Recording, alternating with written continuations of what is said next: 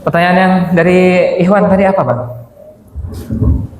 Ketika tidak setuju dengan orang tua terkait ekspektasi, bolehkah disampaikan kepada orang tua atau hanya nurut aja? Teman-teman, berbakti kepada orang tua itu wajib hukumnya. Wajib hukumnya. Tapi kita harus paham ada batasan. Jangan sampai bentuk berbakti kita kepada orang tua itu salah kaprah. Itu ya. Bentuk berbakti kepada orang tua adalah bagaimana kita menempatkan mereka pada tempat tertinggi dan mulia, memenuhi kebutuhan-kebutuhan mereka. Tetapi bukan berarti kita harus menjadi orang lain, kayak gitu. Ya, ini juga sama. Nanti kalau kita jadi orang tua, jangan pernah memaksakan kehendak kita kepada anak-anak kita. Biarkan tugas kita sebagai orang tua memfasilitasi mereka untuk menjadi apapun yang mereka mau, gitu, sesuai dengan bakat dan juga keinginan mereka. Itu ya. Kalau untuk kebutuhan agama wajib hukumnya. Jangan pernah ada kebutuhan agama yang dikurangi. Jadi kayak ngajarin Quran, ngajarin sholat, itu mah wajib. Tapi kalau untuk pemenuhan bakat, dia pengen jadi apa, itu berikan mereka kesempatan untuk ketemu dengan sakilahnya ya, dengan bakatnya, dengan minatnya. Terus juga arahkan mereka menjadi apa yang nyaman buat mereka. Kayak gitu. Justru kalau kita sebagai orang tua sampai memaksakan, itu zalim hukumnya. Dan itu adalah kedurhakaan juga tadi. Itu kan ya. Nggak yang mentang-mentang misalnya mohon maaf gitu ya. AA di sini posisi sebagai penyuluh agama, anak AA harus jadi ulama semuanya. Ya jangan gitu. Gitu ya. Kesolehan itu tidak selalu harus menjadi seorang ulama. Kalau ada salah satu dari mereka menjadi ulama, masya Allah, kayak gitu kan ya. Tetapi dengan menjadi profesi apapun, insya Allah orang tetap bisa soleh, kayak gitu kan ya. Jadi dokter yang soleh, jadi pengusaha yang soleh, kayak gitu kan ya, apapun itu, kayak gitu. Nah jadi itu sebagai orang tua nanti kalau kita jadi orang tua, itu ya, jangan menekan anak sampai demikian. Itu ya. Nah, tapi kalau sebagai anak gimana sikap kita? Carilah, syakilah kita, ya. Dan menjadi seseorang yang sesuai dengan syakilah kita itu. Karena dengan cara itulah kita akan mudah untuk menemukan diri kita. Kayak gitu. Berbeda pendapat dengan orang tua boleh. Bahkan menjadi sesuatu yang berbeda dengan apa yang diharapkan dengan orang tua kita itu juga boleh, dan itu bukan kedurhakaan. Kayak gitu. Tinggal bagaimana cara kita untuk menyampaikannya. Kayak gitu teman-teman ya.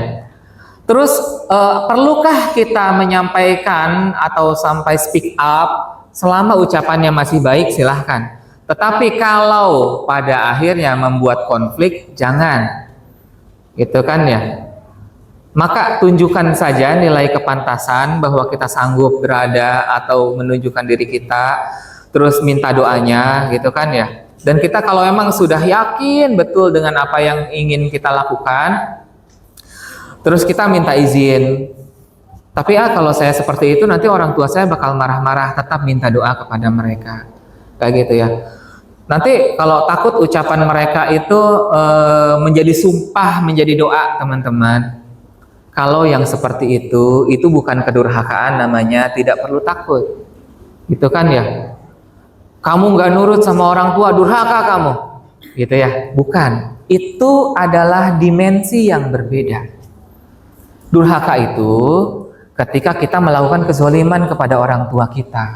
Kalau kita memperjuangkan apa yang kita inginkan, terus kita tidak pernah ada niat untuk mendurhakai mereka, bahkan tidak ada, misalkan insya Allah kalau kita sukses, kita tetap kok pengen memenuhi hak-hak mereka ya, ingin menunaikan, misalkan ingin tetap setiap bulannya memberikan yang terbaik kepada mereka, tetap ingin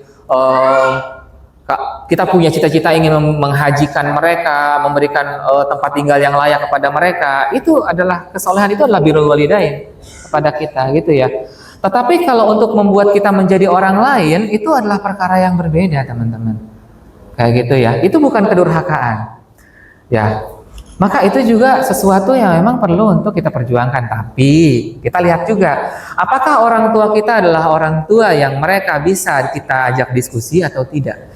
Kalau orang tua yang tidak bisa kita ajak diskusi, maka hindari. Cukup dengan membuktikan diri saja, itu kan ya. Sampaikan pelan-pelan, kayak gitu. Itu kan. Tapi kalau orang tua kita memang bisa diajak diskusi, maka sampaikan, kayak gitu ya. Mah, Pah, gitu ya, Umi, Abi, gitu ya. Sebenarnya saya sendiri ingin menjalani ini. Mungkin ini adalah sesuatu hal yang berat buat saya. Itulah kenapa di sini karena ini bukan sesuatu yang Umi Abi inginkan, saya minta doanya, kayak gitu. Seperti itu. Gitu ya. Tapi apapun itu ya, sebenarnya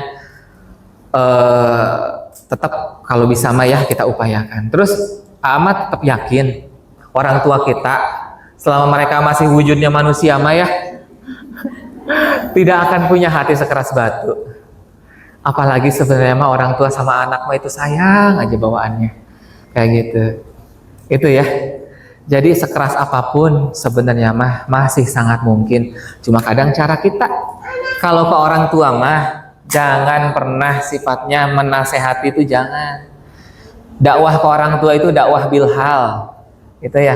Dakwah dengan sikap terbaik kita. Kalau datang, sebelum kita nyamperin dengan kata-kata, samperin dulu dengan makanan kesukaannya, kayak gitu, ya enggak? Ya kayak gitu. Kalau datang gitu ya, kebutuhan mereka apa, penuhi dulu, kayak gitu. Jadi seperti itu. Jadi jangan langsung kita bikin judgement, orang tua saya tidak kooperatif, sementara sebenarnya kelakuan kitanya yang sebenarnya yang tidak kooperatif gitu ya misalnya. Seperti itu ya. Jadi itu tadi, kalau memang ada ketidaksinkronan gitu ya, atau ketidaksepakatan antara keinginan kita dengan keinginan orang tua, kita lihat dulu situasinya. Tapi itu tadi, bolehkah kita memperjuangkan apa yang kita inginkan? Sangat boleh. Itu di luar dimensi nilai bakti kita, gitu ya. Asal sesuatu yang kita inginkan itu masih sesuatu yang positif, gitu kan, sesuatu hal yang bagus, gitu. Dan kita juga tahu arahnya, kayak gitu tadi, ya. Tapi apakah kemudian dengan mengikuti saran mereka akan menjadi hal yang terbaik juga? Belum tentu, teman-teman. Itu tadi ya. Masalah berbakti itu hanya pada bagaimana takzim kita kepada mereka, bagaimana kita tetap menempatkan mereka, terus juga memuliakan mereka. Sebatas itu kan ya. Sampai kita harus mengikuti menjadi apa gitu ya, itu tidak. Kecuali untuk perkara agama. Kalau untuk perkara agama itu mutlak, itu kan ya, untuk perkara agama mah. Tetapi kalau untuk perkara profesi itu sesuatu yang sebenarnya masih bisa didiskusikan, dan lebih baik memilih sesuatu yang memang sesuai dengan syakilahnya kita, kayak gitu ya. Kalau anak zaman sekarang bilang syakilah itu passion gitu ya bang, sesuai dengan passionnya kita, sesuai dengan minat dan bakatnya kita, kayak gitu. Kalau bahasa Al-Quran itu adalah syakilah, kayak gitu kan ya, bahwa sungguhnya kita itu berdasarkan syakilatikum gitu ya. Itu berdasarkan dengan syakilahnya kita. Jadi carilah bakat kita itu berdasarkan syakilahnya. Keinginan kita itu berdasarkan syakilahnya, kayak gitu. Tapi ya itu tadi, maksudnya kalau sekalinya ngomong sama orang tua, kadang orang tua kan suka punya ego yang besar juga. Ego orang tua seringkali lebih besar daripada egonya kita. Kalau gagal, ngadu-ngadu, nangis-nangis, ya jangan ke ortu. Nanti bisa lebih berat lagi. Tuh, mama bilang juga apa? Kamu sih nggak nurut, durhaka kan jadinya gitu. Dosa kan gitu. Nggak enak dapatnya. Jadi kalau kita sudah memutuskan untuk ke situ, tahan, ya gitu ya. Insya Allah teruskan itu dengan apa yang kita inginkan, kayak gitu. Tapi kalau ini perkara kuliah gimana? Soalnya orang tua tidak mau membiayai kuliah selain dari apa yang mereka inginkan, jurusannya apa, kayak gitu misalnya kan. Itu. Pertama kita lihat dulu teman-teman, kalau masih bisa didiskusikan maka diskusikan. Tapi kalau emang tidak, ya udahlah, saya memutuskan untuk ikut kuliah sesuai dengan apa yang saya maksudnya yang penting saya kuliah dulu gitu kan. Kita kuliah berbeda dengan apa yang kita inginkan bukan berarti cita-cita kita akan ini ya harus ikut berubah juga gitu. Kadang-kadang enggak. Jadi misalnya kayak dulu yang pernah cerita itu ya, yang dia pengen jadi dokter tapi nggak masuk-masuk, tapi tahu-tahu dia jadi pemilik rumah sakit, ya kan? Mungkin di sini dia mah juga ada yang tahu kayak gitu. Jadi walaupun kuliahnya tidak sesuai dengan jurusan tersebut, untuk menjadi cita-cita tersebut yang sebenarnya tidak butuh pendidikan yang spesifik masih mungkin kayak gitu. Nggak bisa jadi dokter, kita masih bisa jadi pemilik rumah sakitnya kayak gitu kan. Kayak gitu ya. Tidak bisa jadi kerja di perusahaan, masih bisa menjadi pemilik perusahaannya kayak gitu kan. Masih banyak hal. Dan ada suatu situasi, apalagi kalau orang tua kita soleh ya, misalnya dia berbicara gini dan gitu, dan kita memutuskan untuk mengikuti apa saran dari orang tua. Alasan kita mengikuti nasihat orang tua itu dengan niat berbakti, bisa jadi dengan cara itu pula lah Allah membukakan pintu masa depan kita dengan lebih luas lagi, walau di awal kita merasa itu sebagai sesuatu yang menyakitkan gitu ya. Kayak seolah-olah merasa tidak didukung gitu kan. Tetapi ketika niat kita berbakti lillahi ta'ala, bisa jadi itu membuka peluang jauh lebih besar. Selama kita mengawali niat lillahi ta'ala dan mengakhirinya dengan keikhlasan dan kesabaran, maka semuanya akan berujung manis. Itu kan ya. Enggak yang kemudian kita, saya ngerasa gagal nih gara-gara ngikutin orang tua. Nah itu akan jadi buruk. Kayak gitu. Jadi intinya mah, pilihan pertama memutuskan untuk mengikuti hasrat kita benar-benar selama caranya benar. Pilihan kedua memilih untuk mengikuti saran orang tua benar selama memang caranya benar. Kayak gitu. Tidak ada yang salah. Karena takdir itu Allah yang menulis, bukan diri kita, bukan orang tua kita.